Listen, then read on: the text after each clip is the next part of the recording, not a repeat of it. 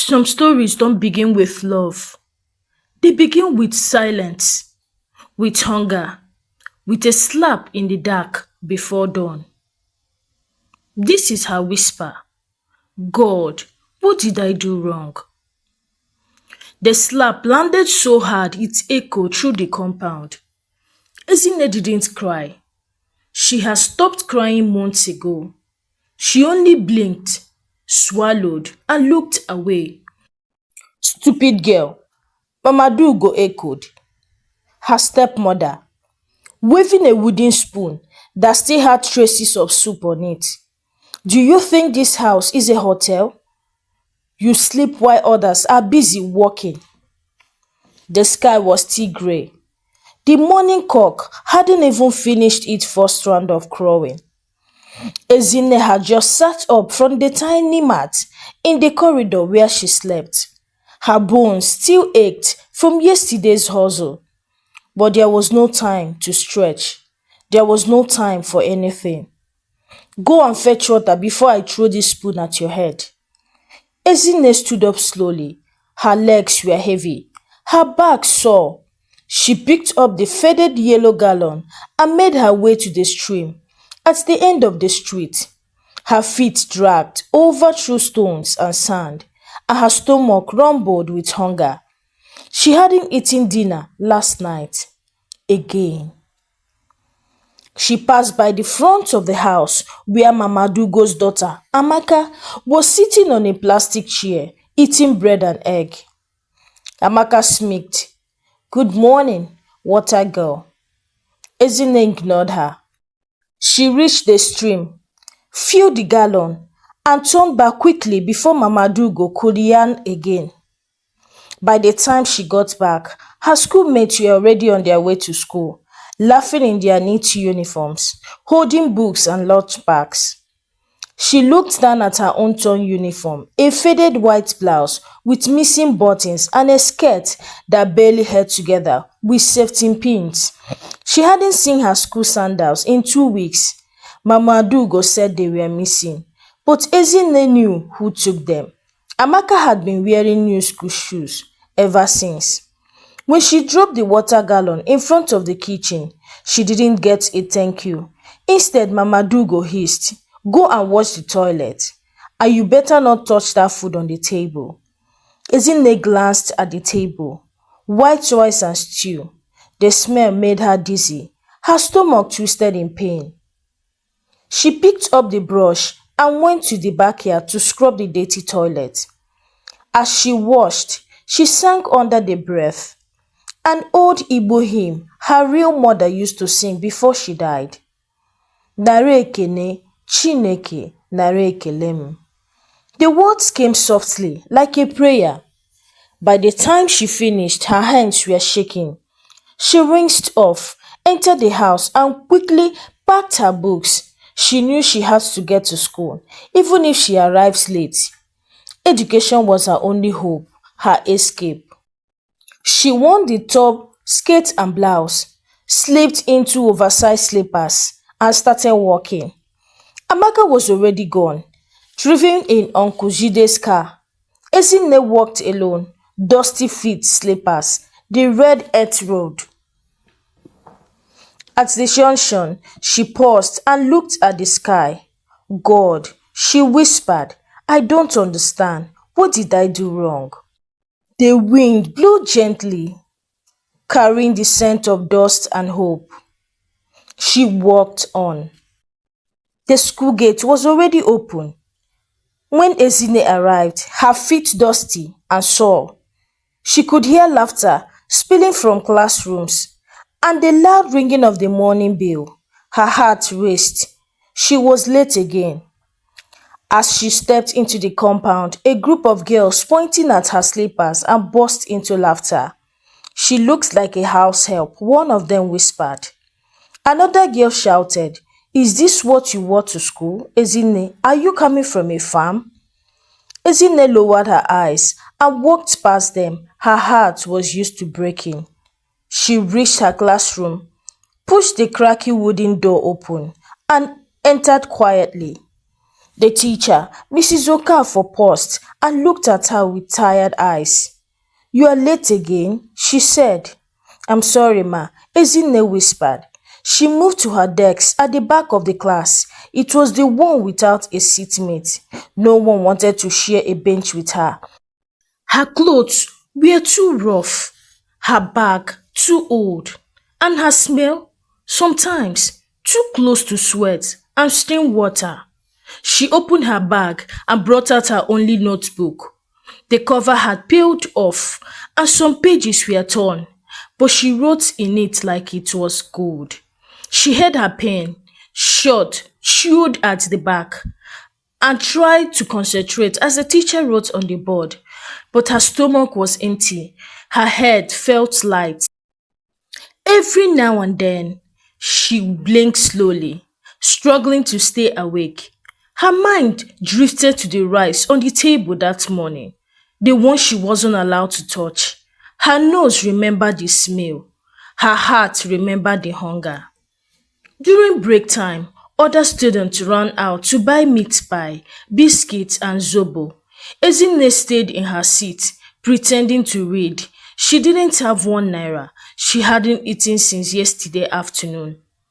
Mrs. Okafor came to her quietly and dropped a small piece of bread wrapped in nylon on her desk. Eat it, she said, looking away. You are losing weight.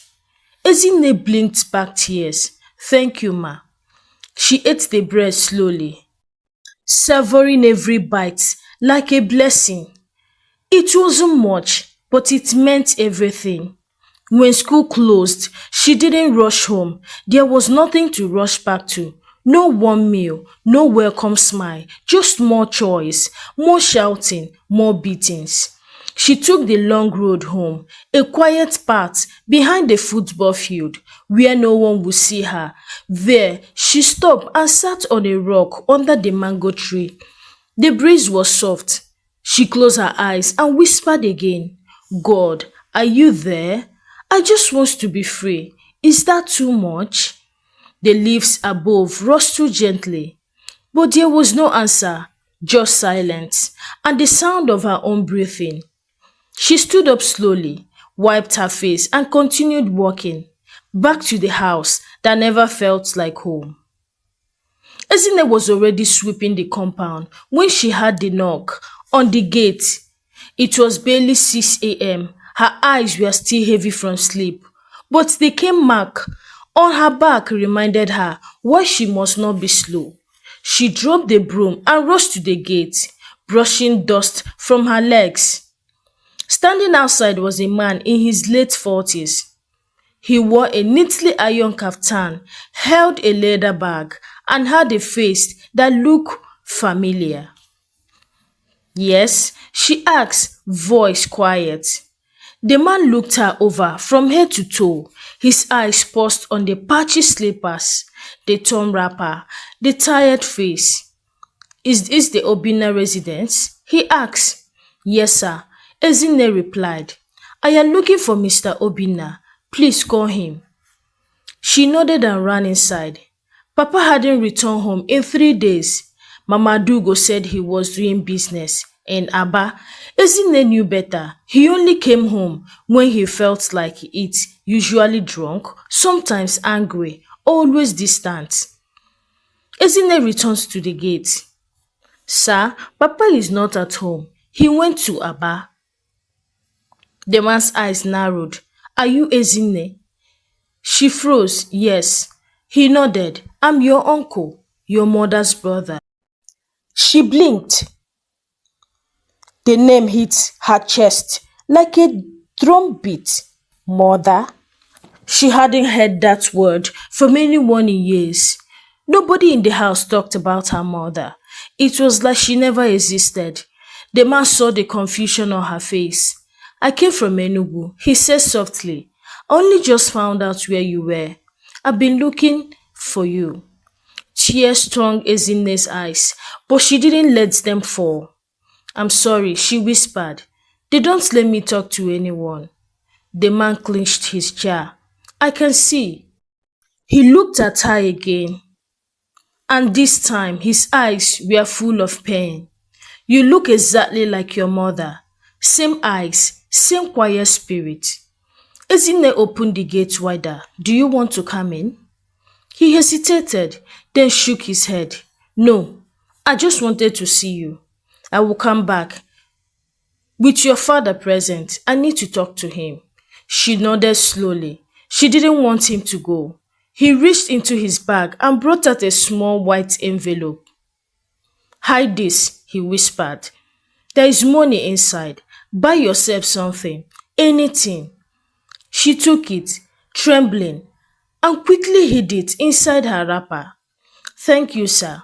He gave her a small side smile. My name is Uncle Emma. I will be back. And with that, he turned and walked away. Ezinne stood at the gate long after he left, her heart pounding. Somebody had come for her. Someone from her mother's side still remembered she existed. She wanted to scream, to dance, to run down the street yelling, but she didn't. She just turned back to the compound and began to sweep again, the same way she had been doing before the knock came. But now there was a flicker of light inside her. Maybe, just maybe, her story wasn't over. Ezinne didn't sleep that night. The envelope Uncle Emma gave her burned against her skin like a secret too heavy to hold. She had hidden it under the floorboard of the outside kitchen, beneath the rusted old stove where Mama Adugo never looked. But fear gripped her. What if someone found it? What if she lost it? She hadn't even opened it yet. She was too scared. She didn't know how much was inside. But to her, even 15 naira was wealthy. Money in her hands was a sin in that house. At 3 a.m., she crept outside with a lantern. The wind was cold. The sky looked like it was holding back tears. She crossed into the stove, pulled out the broken tie, and reached into the hollow space beneath. Her fingers touched the envelope. She exhaled. She opened it, her hands shook as she counted the crumbled notes. 1,000, 2,000, 3,000, 4,000 naira. It felt like she was holding the whole world. She folded the notes and placed them back carefully, then returned the envelope to its hidden place. She didn't know what to do with it yet, but she knew one thing: she had hope now. Morning came with shouting.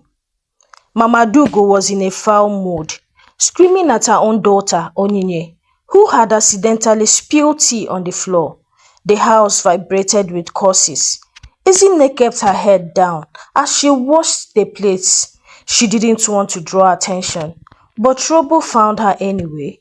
You, Mama Dugo barked.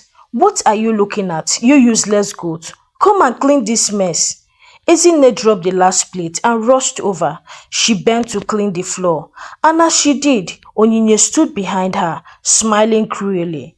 She kicked Ezinne in the ribs. Ezinne winced in pain, but said nothing. Did I say you should stay quiet? Onyinye snapped. Say thank you now. Ezinne's eyes watered. She looked up. Thank you. Mama Dugo clapped. Good girl, that is how to train an animal. Make her thank you for her pain.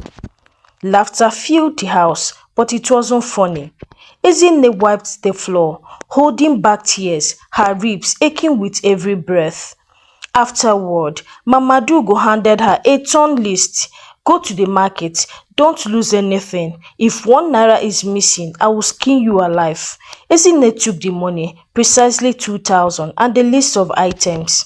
It was her first time holding that much money openly, but the whole time she walked to the market, her mind wasn't on tomatoes or Maggi cubes. It was on her envelope, on the man who called her daughter of my sister, on the life she might have had, on the question she asked the sky every night: what did I do wrong? And for the first time, the sky felt like it was listening. The sun was angry that day. It beat down on Ezinne as she walked back from the market, her nylon bars cutting into fingers, her legs ached, her sandals were broken, and sweat soaked her worn out dress. But she was used to pain. What she wasn't used to was hope. In her mind, she was planning. Maybe she could save the money Uncle Emma gave her, hide it for months, wait for the right time. Maybe she could run away. Maybe she could even find him again. Maybe she could start a new life. She entered the gate, dropped the nylon bags in the kitchen, and went to the backyard tap to wash her hands. She didn't see Onyinye behind her. She didn't see the wicked snake. She only felt it, the cold splash of water on her back. Animal, Onyinye spat. You didn't buy cabin biscuit. It was on the list. Ezinne froze, her heart pounding. She had followed the list, or so she thought. She turned quickly and rushed back to the nylon bag. She searched. Tomatoes, checked. Maggi, checked. Rice, kerosene, onions, checked. Cabin biscuit, missing. Her hands began to shake. Mama Dugo's voice rose like a war drum from inside. Ezinne. Ezinne stood still for a second, praying. Then she walked in. What did I tell you? Mama Dugo backed. Didn't I say if 1 naira is missing, I will kill you? Ezinne tried to speak, but her voice cracked. I'm sorry. I must have forgotten. Bam. The slap sent her crushing into the wall. Before she could recover, Mama Dugo was on her. Slaps, kicks, nails digging into her arm. You think you are smart. You think you can eat my money. You want to become a thief like your useless mother. That word, mother. It broke something inside Ezinne. She grabbed the edge of the stool beside her, not to fight back, but to stay standing. Tears poured freely now. I'm not a thief, she whispered. Mama Dugo paused. What did you say? Ezinne looked up. Her lip was bleeding. I said I'm not a thief. The silence in the room was heavy. Then Mama Dugo grabbed the broomstick and beat her like a mad woman, over and over, screaming, cursing, insulting her dead mother, her father, even the day she was born. By the time it was over, Ezinne was on the floor shaking. Onyinye stood by the door, laughing quietly. Mama Dugo spat, go and rot. If you die here, I will throw your body in the bush. She walked out, leaving Ezinne in a pool of pain. But even as she lay there, bruises and broken, Ezinne made a silent vow. She would not die here. She would survive. One way or another, she would live. Ezinne didn't eat that night. Her body was swollen, her lip cracked, and her legs bruised. She lay on the bare cement floor behind the kitchen, coiled up like a wounded animal. She wanted to cry, but her tears were dry. She wanted to scream, but silence was safer. As the compound slept, Ezinne counted the stars, not because they were beautiful, but because they reminded her that something bigger existed, something beyond this house, beyond pain. And maybe, just maybe, her story wasn't meant to end like this. The next morning was quiet, too quiet. Ezinne expected another insult, another slap, but nothing came. Mama Adugo didn't call her. Onyinye didn't throw anything. Even Papa Adugo, usually drunk by noon, just walked past her like she was air. Something was wrong. Around noon, a knock came at the gate. Ezinne ran to check. It was better for her to open it first before Mama yelled. She pushed the gate slightly. A man stood there, dark-skinned, tall, dressed in a simple kaftan, holding a small envelope. He stared at her for a few seconds. You are Ezinne, he asked. She froze. Yes. He looked surprised. His eyes softened. I was told to find you. Who? Who sent you? He hesitated. A woman. From the hospital. She said to give you this. He handed her the envelope. Inside was a small piece of paper. A name was scribbled on it, a number, and 3 words. Your mother's friend. Ezinne looked up. Is she still alive? The man shook his head. No, she died last week. But before she passed, she said if I ever came to this part of town, I should look for a girl named Ezinne. She said, help her, save her. She's not safe there. Ezinne's leg went weak. She grabbed the gate to steady herself. She didn't know what it meant, but it meant something, a connection to her past, a key, a lifeline. I will come again, the man said, when you are ready. He walked away. Ezinne clutched the paper like it was oxygen. For the first time in her life, someone was looking for her, and suddenly survival was no longer enough. She wanted freedom. She wanted her story back. Ezinne couldn't sleep that night. The envelope still burned in her hand, the name, the words on that small paper. They were like a foreign language she couldn't quite understand but felt deep within her bones. She thought of Mama Adugo, of the beating, of the emptiness that always followed. But now, something else had found its way into her heart. Hope. She ran her finger over the envelope, feeling the edges, imagining what could lie behind this moment. What kind of truth was waiting for her? Who was this woman from the hospital? Why did she call Ezinne's mother her friend? She spent the entire night thinking. She had to know.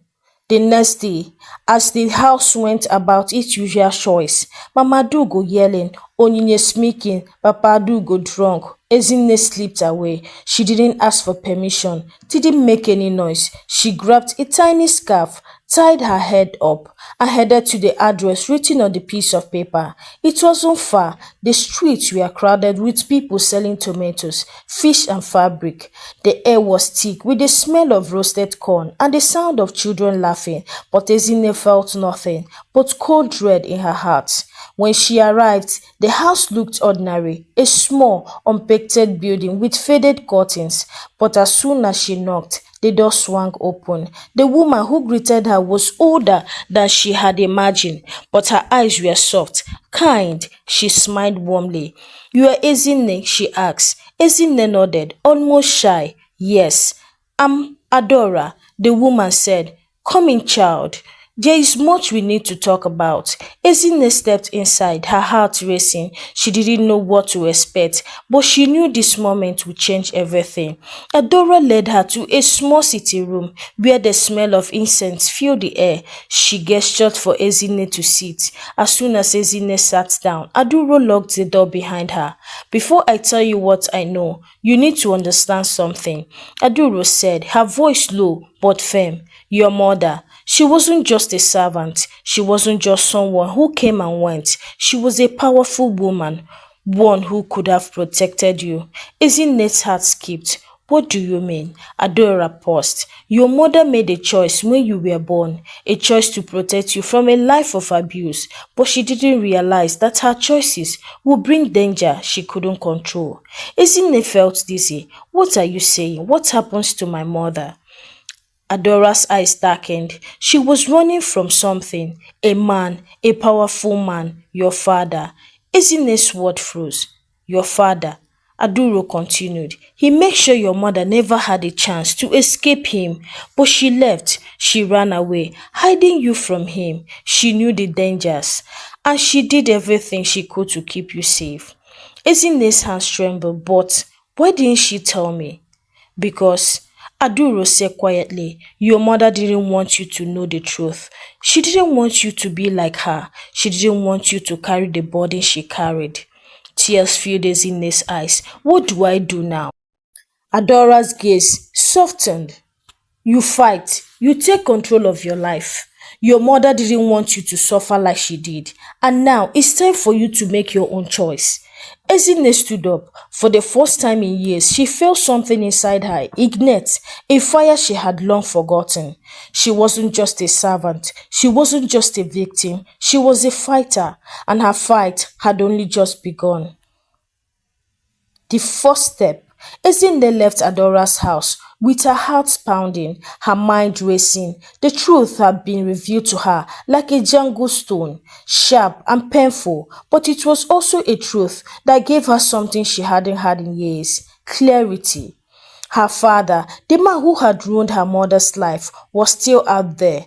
He was the one who had kept them both trapped in chains, the one who had stolen her future before it even began.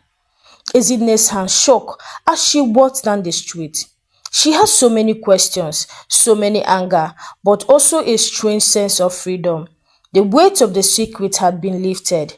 Her mother wasn't a helpless victim after all. She was a woman who had fought with everything she had to keep Ezinne safe. And now it was Ezinne's turn to fight. Her legs carried her automatically back home, but inside, her mind was already somewhere else, somewhere far from this house, somewhere where she didn't have to suffer anymore. When she entered the compound, the usual insult didn't hit her the same way. Mama Dugo's scratching didn't faze her. Onyinye's thoughts bounced off her like water. She was done. Ezinne, Mama Dugo's voice rang through the air. Ezinne paused at the door. She was used to this, used to the yelling, the insult, the threats. But today, something was different. I'm not going to take this anymore, she whispered to herself. Stepping forward, Ezinne walked straight into the living room where Mama Dugo was sitting, her arms crossed in judgment, the usual scroll on her face, looking different, almost worried. Ezinne stood tall, holding the ground. I'm leaving, she said, her voice steady, unwavering. Mama Dugo's eyes widened. What did you say? I'm leaving. I'm not your slave anymore. I'm not going to let you control me. The words felt heavy, but right. Mama Dugo stood up. You think you can survive without me? You will be nothing. You are nothing. Ezinne didn't flinch. I don't need you. I never did. There was silence. Then Mama Dugo lunged at her, grabbing her by the arms. You can't leave. I will make sure you regret it. But Ezinne, with all the strength she would build up over the years of suffering, jacked her arm free. You can't control me anymore. I'm going to find the truth about my past. I'm going to make my own future. With that, she turned and walked out of the house, out of the compound, and this time she didn't look back. Ezinne's leg ached from walking, but she didn't stop. She was tired, tired of running from the past, tired of hiding from her own thoughts. Her feet carried her towards the unknown, and yet for the first time, she felt like she was walking towards something she could control. The street light flickered as dust settled over the city, casting long shadows across the paths. As she reached the park, the cool night air seemed to settle around her like an old, familiar friend. She needed peace, or at least a moment to gather her thoughts. Sitting on the bench, she felt an overwhelming urge to release everything, the pain, the anger, the bitterness of the years she had spent living under someone else's thumb, but the tears wouldn't come, not yet. Her mind kept drifting back to the conversation with Adora. The bombshell about her father's true identity had shattered the foundation of her life, and now she was left holding the broken pieces. She wanted to confront him, but how? Where would she even begin? Lost in thought, she didn't hear the man approach. He had an air about him, but was both comforted and mysterious. His footsteps were light, but purposeful, as if he too had a story to tell. Are you okay? His voice was gentle, but there was an edge of concern that made Ezinne glance up. She studied him for a moment. He was older, perhaps in his late 30s, with a rugged look that spoke of hardship but also strength. His eyes were warm, soft brown, but there was a weariness to them, as if he had seen things he could never forget. Ezinne didn't answer immediately. She wasn't used to strangers speaking to her, especially not after everything she has been through. People rarely asked if she was okay, but there was something in his presence that made her want to open up. I'm fine, she said, forcing the words out, though they felt hollow, just trying to figure things out. He took a step closer, but kept a respectful distance.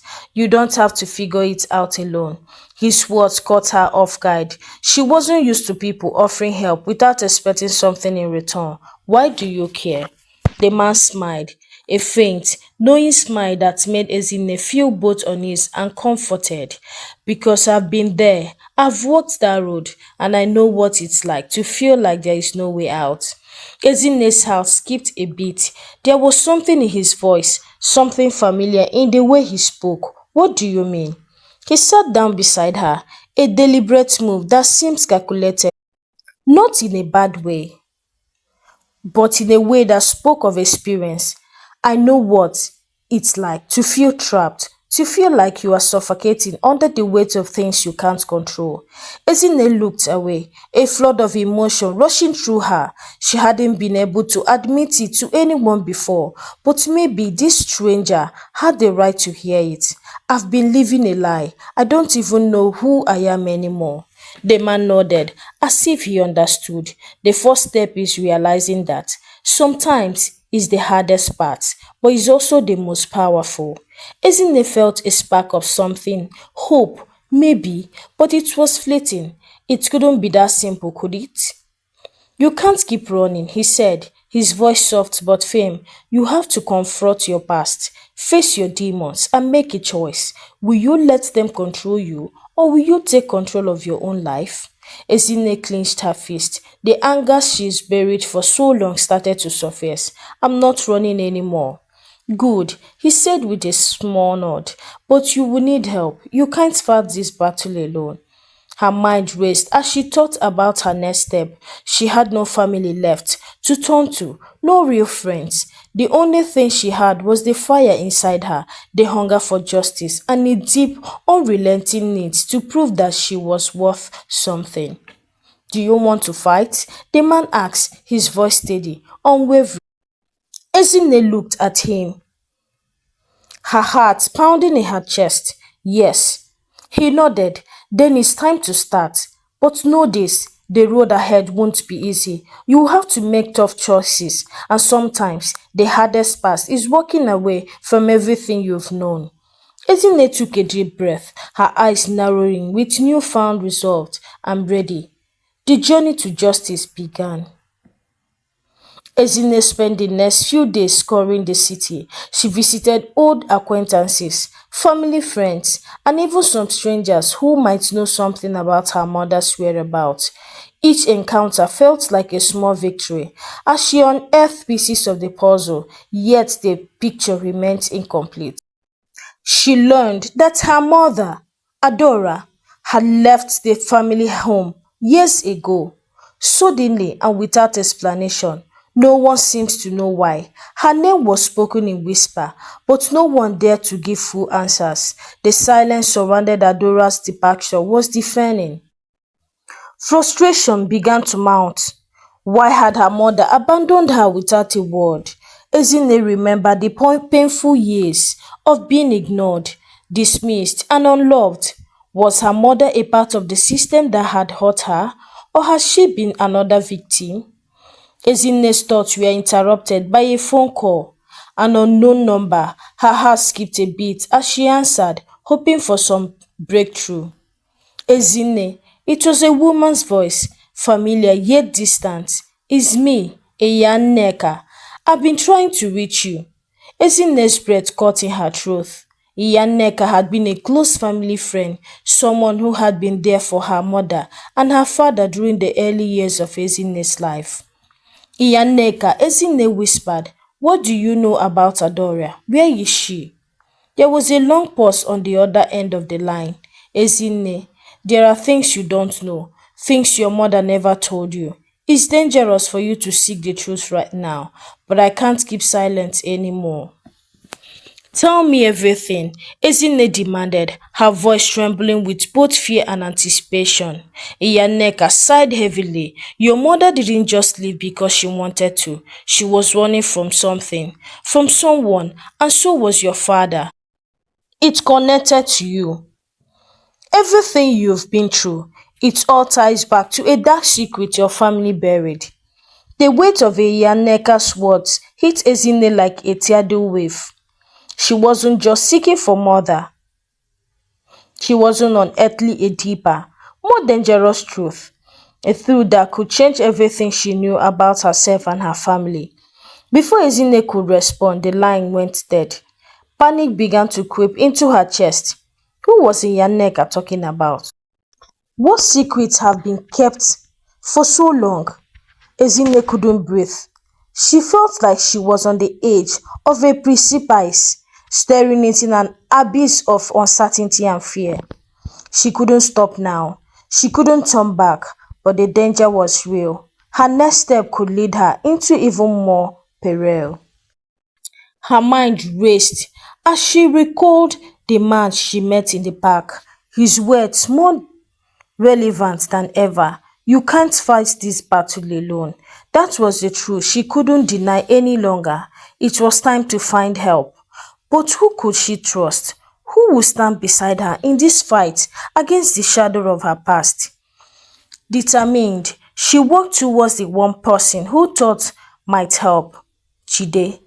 He was a childhood friend. Jide helped her to discover so many deeper things she never knew or she never thought existed. Things her parents involved themselves into. Things that made them to keep running. People that were chasing them, their partner in crime. The next morning, she went to her father's house, the place that had once been her home. Now a reminder of everything that was wrong. Her hands trembling as she knocked on the door, her heart pounding in her chest. When her father answered, his face hardened with surprise and something else, guilt, perhaps. What are you doing here, Ezinne? He asked, his voice cold. I need answers, she said, her voice steady, though her inside shone with uncertainty. I know about Ugochukwu. I know about everything. Her father's face paled, and for a moment he looked like a man who had been caught in the act. He stepped outside to let her in, but his eyes never left hers, as if he were measuring the weight of the truth that hung between them. Sit down, Ezinne, he said, his tone softer now. There are things you don't understand, things I should have told you a long time ago. Ezinne sat down, her hands clenched in her lap. Then tell me. I deserve to know, her father sighed, running a hand through his graying hair. Ugochukwu wasn't just a business partner. He was someone I trusted, someone I made a mistake with. But that mistake wasn't just mine. Your mother, she was involved too. Ezinne breath caught in her throat. What are you saying? What mistake? Her father hesitated, looking away. It was never supposed to be this way, Ezinne. But your mother, she had a choice. She chose to live, to protect you. Protect me from what? Ezinne's voice was sharp now, the anger building. There are things you don't know, things I should have kept from you. But it's too late now. Igochukwu was more than just a partner. He he wanted control. He wanted your mother to be part of something darker, something you wouldn't understand. Ezinne's mind spun. What do you mean? What is all of this? Her father's face darkened, and he looked as though the weight of his confession was crushing him. It was about power, Ezinne. And when your mother realized that, she tried to leave, but Ugochukwu wouldn't let her. He threatened everything he built, one family, one life. He even threatened you. Tears welled in Ezinne's eyes, but she fought them back. You should have protected us. You should have told me. Why didn't you? I was trying to protect you. I thought if I kept it from you, you would be safe. I thought you would never have to know. The room was thick with tension, the air heavy with the secret her father had kept hidden. But Ezinne wasn't done. She needed to know more. Where is my mother? She asked, her voice barely above a whisper. Her father's eyes softened. I don't know. I haven't heard from her in years. She disappeared after Ugochukwu's threat. I couldn't stop her. Ezinne stood up, her heart pounding in her chest. Then I will find her. I'll find out everything. Her father didn't try to stop her. He knew she was determined, just as he had once been. He watched her leave, the door closing behind her with a soft thud. Outside, the air felt heavier than before. the weight of the truth pressing down on Ezinne's chest. She had learned more than she had bargained for. The past was darker than she could have imagined, and it was only getting worse. But she had to keep going for herself and for her mother. Hi, besties. May you have a sunny, blessed, and holy Easter. Happy Easter. Wishing you a season filled with love, peace, joy, and beautiful weather. May you have a blessed day with the most beautiful gift of all, family, faith, and friendship. Wishing you all the love and happiness that only Easter can bring. Thank you for watching this story. Please share your thoughts in the comment section what you think about this story. If you've not subscribed to my YouTube channel, please do so by subscribing to this YouTube channel. Like, share to your loved ones until I bring an interesting and educating story your way. Bye for now.